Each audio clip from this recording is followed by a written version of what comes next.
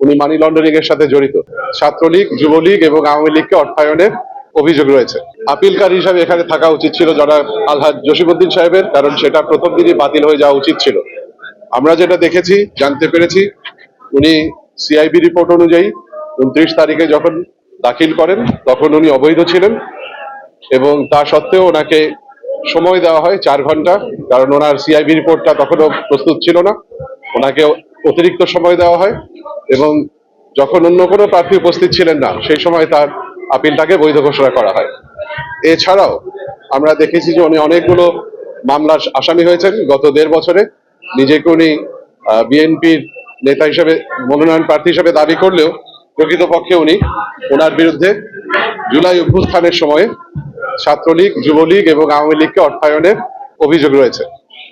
এই অভিযোগগুলো জুলাই অভ্যুত্থানের সঙ্গে জড়িত ছাত্র জনতা তারা বারবার করেছে, কিন্তু আজকে আমরা নতুন বাংলাদেশ বিনির্মাণের যে স্বপ্ন দেখছি সেখানে আমাদের প্রথমে একটু হোঁচট খেতে হলো যে এরকম একজন মানুষকে, যার বিরুদ্ধে অসংখ্য অভিযোগ এবং এছাড়াও ওনার হলফনামা পর্যালোচনা করলে আমরা দেখতে পাই যে ওনার হাতে অবৈধ অর্থ রয়েছে।